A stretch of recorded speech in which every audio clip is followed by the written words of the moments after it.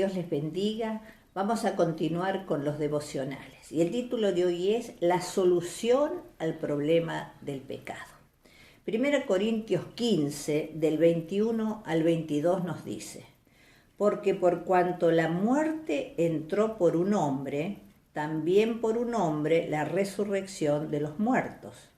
Porque así como en Adán todos mueren, también en Cristo todos serán vivificados. Dios no puede pasar por alto el pecado del hombre. Si bien Dios es amoroso, es misericordioso, pero también es justo.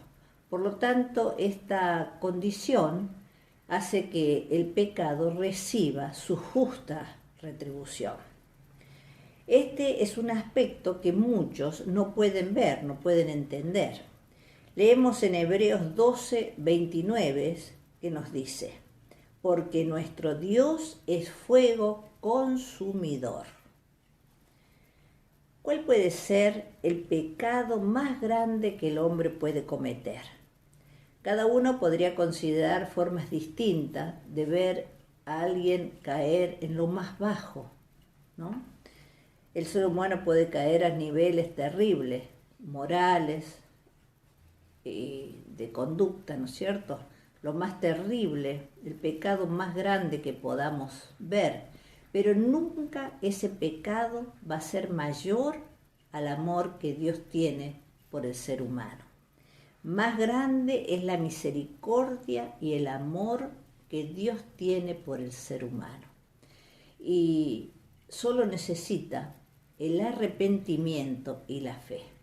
Todo puede ser perdonado por Dios, pero solo necesita el arrepentimiento del hombre por ese pecado y la fe en Jesucristo. Pero ahora bien, en Mateo 12, del 31 al 32, nos comenta: Por eso les digo que a todos se le podrá perdonar todo pecado y toda blasfemia, pero la blasfemia contra el Espíritu no se le perdonará a nadie. A cualquiera que pronuncie alguna palabra contra el Hijo del Hombre se le perdonará, pero el que hable contra el Espíritu Santo no tendrá perdón ni en este mundo ni en el venidero. Es decir, que bíblicamente encontramos que todo pecado es perdonado. Solo no es perdonado aquel que habla contra el Espíritu Santo. Por lo tanto, vemos que un 99% de los pecados son perdonados. Esto es un enorme margen de posibilidades que dejaría solo a aquellos que voluntariamente quieren quedar afuera. Ahora podríamos preguntarnos: ¿cómo entonces puede el hombre resolver su situación de pecado? En Romanos 7, del 17 al 23, nos habla de la ley del pecado y dice: Yo sé que en mí, es decir, en mi naturaleza pecaminosa, nada bueno habita.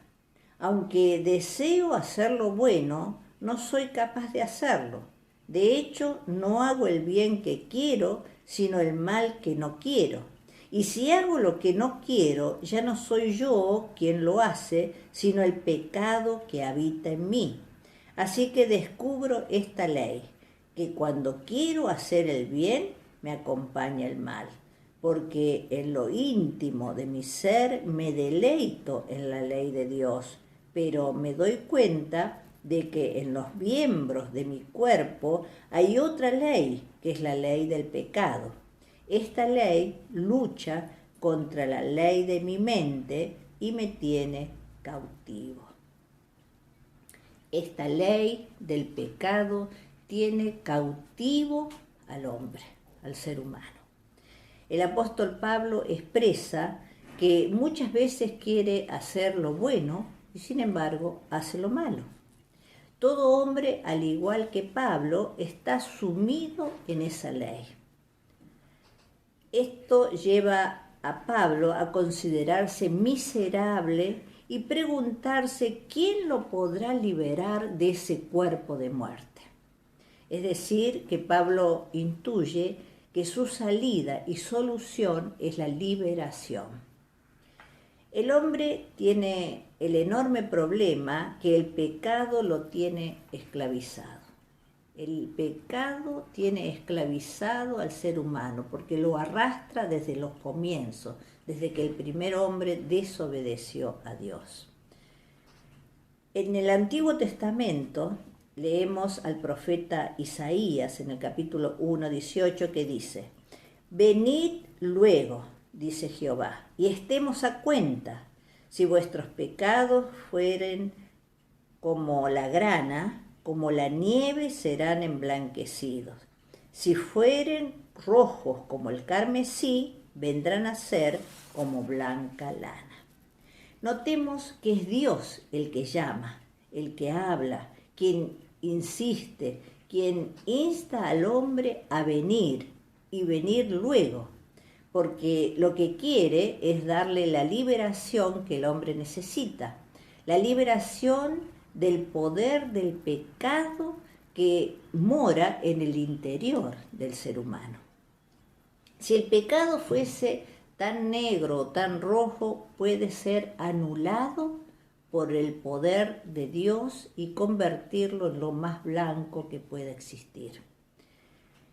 Mientras escuchamos estas palabras que nos siguen insistiendo a que vengamos al Señor, escuchemos lo que nos dice el Señor. Venid luego y estemos a cuenta. A Dios no le importa la magnitud del pecado, no le importa si el pecado es tan terrible que hasta te dé vergüenza a vos mismo. Él nos anima a venir a Él para estar a cuentas con Dios. Él es y significa la resurrección y la vida. Cristo es el único camino. Él significa la resurrección y la vida. Él es el único que nos puede liberar del pecado, el que nos puede traer sanidad, nos puede traer salud, nos puede traer bienestar. Solo en Cristo está la victoria para nuestras vidas. Es llegar a tener una condición de blancura sin igual, cuando antes estábamos todos sucios y manchados. El poder de Dios hace desaparecer el pecado. Nos hace limpios y radiantes, santos y sin mancha delante de Él. ¡Qué hermoso! Solo en Él. Por eso el profeta dice: venid luego y estemos a cuenta. Que vengamos, que nos acerquemos para estar a cuenta con Dios. Dios proveyó ya el medio de escape. No hay religión, no hay ninguna forma humana que sea sustituta a esto, que pueda sustituir lo que Dios hace. Jesucristo es la provisión de Dios que suple la necesidad de liberación, la sanidad y la santidad del ser humano. Jesucristo es el camino. Por eso Él dice: yo soy el camino, la verdad y la vida. Es el único camino que tiene el hombre para ser libre, para llegar al Padre, para estar limpio, para estar sano, para estar puro ante los ojos de Dios. Recibí este regalo. Te invito a que recibas este regalo hermoso, que no desperdicies esta oportunidad. Si no estás a cuenta con Dios, ponete hoy a cuenta con Él. La sangre de Jesucristo nos limpia de todo pecado. Y eso es lo que Dios desea, limpiarnos de todo pecado, que podamos ser libres, que podamos ser sanos, que podamos tener el gozo y la paz que solo Él nos puede dar. Vamos a orar. Padre, te damos gracias, Señor, porque solo en ti somos libres de la ley del pecado. Solo en ti, Señor. Por eso te rogamos en esta hora que perdones nuestros pecados, que nos limpies, que nos purifique, que tu sangre preciosa sea propicia a nosotros pecadores y seamos limpios de todo lo malo. Queremos ser libres, Señor, y sabemos que solo en ti está la liberación. Te damos gracias, gracias por esta provisión tan grande. Oh Señor, gracias, gracias, gracias porque nos libras de todo lo malo. Creemos en ti, creemos en Jesucristo como nuestro Señor y Salvador. Y te damos gracias porque sabemos que nos amas profundamente. Por eso nos acercamos a ti en este día y te recibimos como Señor y Salvador. Seguimos rogando, Señor, seguimos clamando por las necesidades que tenemos, esa lista tan larga de personas que te necesitan, Señor, los que están enfermos, pon tu mano sanadora sobre ellos, pon tu mano en cada familia, Señor, que te necesita. Obra, Señor, en esos hogares que hay tanta violencia. Oh, Señor, derriba esas barreras unos con otros, Señor Santo, y que tu amor los inunde, Señor, que ellos puedan reconocerte como Señor y Salvador y tener libertad. Bendice también la economía, Señor, provéeles los trabajos, aquellos que no tienen trabajo, provéeles, Señor, provéeles ese trabajo necesario, que el sustento diario tengan en su hogar. Bendice, Señor, bendice todas esas personas, todas esas vidas que te necesitan, Señor. Obra tú porque en ti está la victoria. Sigue obrando en todos los órdenes porque te necesitamos, Señor. Necesitamos de ti.